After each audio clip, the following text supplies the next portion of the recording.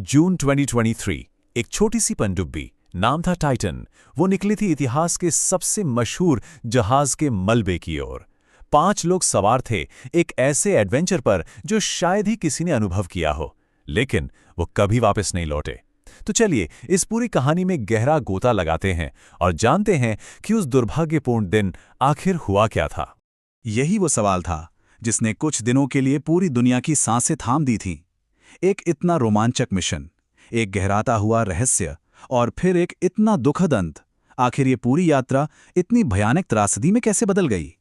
सब कुछ बहुत तेजी से हुआ। 18 जून को सुबह 9:30 बजे टाइटन ने पानी के नीचे अपना सफर शुरू किया और 2 घंटे से भी कम समय में उसका अपने सपोर्ट शिप से कांटेक्ट टूट गया। जब शाम 4:30 बजे तक वो वापस नहीं आया तो सबकी धड़कनें बढ़ने लगी और शाम 7:15 बजे तक तो एक बहुत बड़े बचाव अभियान के लिए अलर्ट जारी हो चुका था। ये कोई ऐसी वैसी यात्रा नहीं थी। ये दुनिया के सबसे प्रसिद्ध जहाज टाइटैनिक के मलबे तक पहुंचने का एक बहुत ही हाई स्टेक्स मिशन था।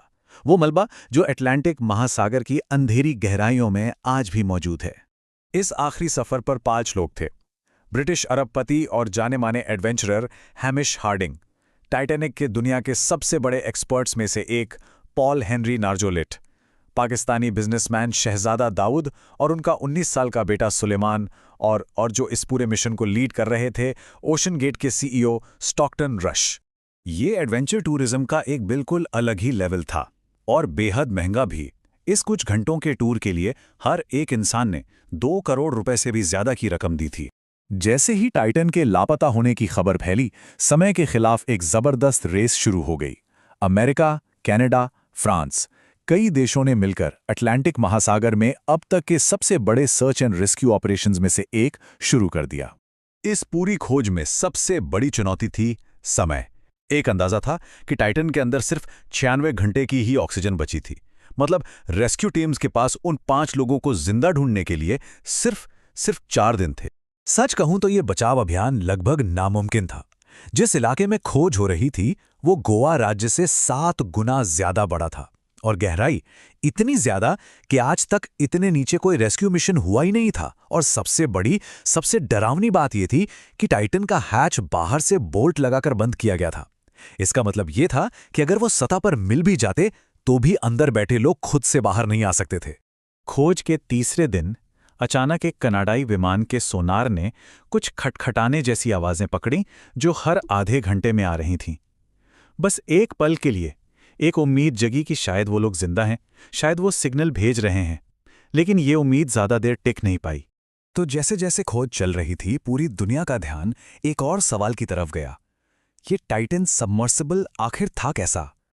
इस त्रासदी को ठीक से समझने के लिए हमें इसके एक्सपेरिमेंटल डिजाइन को देखना ही होगा, क्योंकि कहानी का असली सुराग वहीं छुपा है। देखिए, यहां एक बहुत जरूरी फर्क समझना होगा। टाइटन कोई सबमरीन नहीं था, ये एक सबमर्सिबल था। अब सबमरीन तो अपनी पावर से चलती है, लेकिन सबमर्सिबल को पानी में उतारने और वापस बाहर निकालने के लिए एक बड़े सपोर्ट शिप की जरूरत पड़ती है।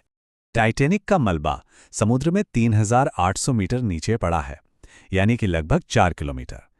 ये एक ऐसी अविश्वसनीय गहराई है जहां सूरज की रोशनी तो कभी पहुंच ही नहीं पाती और पानी का तापमान लगभग 0 डिग्री होता है। और इतनी गहराई पर पानी का दबाव सतह के मुकाबले लगभग 400 गुना ज्यादा होता है। ये एक ऐसा जबरदस्त दबाव है जिसका सामना करने के लिए किसी भी पनडुब्बी का बहुत ही ज्यादा मजबूत होना जरूरी है। टाइटन का डिजाइन कई मायनों में बहुत विवादास्पद था। इसकी जो बॉडी थी वो पारंपरिक स्टील या टाइटेनियम की नहीं, बल्कि एक एक्सपेरिमेंटल कार्बन फाइबर और टाइटेनियम के मिक्सचर से बनी थी। और तो और इसे चलाने के लिए एक वीडियो गेम कंट्रोलर का इस्तेमाल होता था। और जैसा कि मैंने बताया, इसका दरवाजा अंदर से खोला ही नहीं जा सकता था। ये हादसा सिर्फ एक तकनीकी खराबी नहीं थी, इसकी जड़ें इंसानी गलतियों और उन चेतावनियों में थीं जिन्हें पूरी तरह से नजरअंदाज कर दिया गया। कई एक्सपर्ट्स ने तो बहुत पहले ही खतरे की घंटी बजा दी थी। खतरे के सिग्नल तो सालों से मिल रहे थे। 2018 में ओशन गेट के ही एक डायरेक्टर ने सेफ्टी को लेकर सवाल उठाए तो उन्हें नौकरी से ही निकाल दिया गया। उसी साल इंडस्ट्री के 36 बड़े एक्सपर्ट्स ने एक चिट्ठी भेजकर कंपनी के एक्सपेरिमेंटल अप्रोच पर गहरी चिंता जताई। एक स्पेशलिस्ट ने तो सीईओ को सीधे ईमेल करके कहा था कि वो लोगों की जान खतरे में डाल रहे हैं। पर इतनी सारी चेतावनियों के बावजूद सीईओ स्टॉकटन रश का क्या मानना था?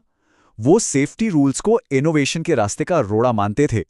एक इंटरव्यू में उन्होंने अपना ये विवादास्पद नजरिया साफ-साफ बताया भी था, जब उन्होंने कहा, एक हद के बाद सुरक्षा सिर्फ बर्बादी है। उन्होंने तो खुलेआम ये भी माना कि उन्होंने नियम तोड़े हैं और उन्हें लगता था कि उनकी इंजीनियरिंग नियमों से बेहतर है। उनका कहना था, मैंने इसे बनाने के लिए कुछ नियम तोड़े हैं और मुझे लगता है कि मैंने उन्हें तर्क और अच्छी इंजीनियरिंग के साथ तोड़ा है। और फिर 4 दिनों की बेचैन कर देने वाली खोज के बाद रहस्य तो सुलझ गया, लेकिन एक बहुत ही भयानक अंत के साथ। 22 जून को एक रोबोटिक व्हीकल को टाइटैनिक के मलबे से बस थोड़ी ही दूरी पर टाइटन के टुकड़े मिले, और इस खोज के साथ ही किसी के भी जिंदा बचने की सारी उम्मीदें खत्म हो गईं। एक्सपर्ट्स ने बताया कि टाइटन के साथ जो हुआ उसे कैटास्ट्रोफिक इम्प्लोजन कहते हैं।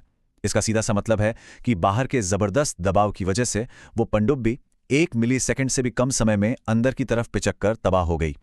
इसे ऐसे समझिए, एक्सप्लोजन यानी विस्फोट में ताकत बाहर की तरफ निकलती है, जैसे कोई बम फटता है, लेकिन इम्प्लोजन यानी अंतस्फोट में बाहरी दबाव के कारण ताकत अंदर की तरफ लगती है और चीज अंदर की ओर पिचक जाती है।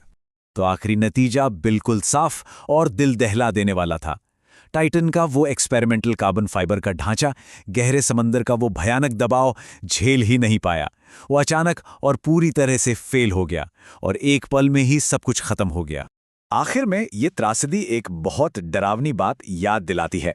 1 सदी पहले टाइटैनिक अपनी अजेयता, अपनी अनसिंकेबल होने के घमंड में डूबा था। जैसा कि किसी ने बहुत सही कहा, जिस अहंकार ने उस जहाज को डुबोया, ठीक उसी ने इन लोगों को भी उनके अंत तक पहुंचाया। ये एक बहुत बड़ा सबक है कि प्रकृति की ताकत और तय किए गए सेफ्टी रूल्स को नजरअंदाज करना कितना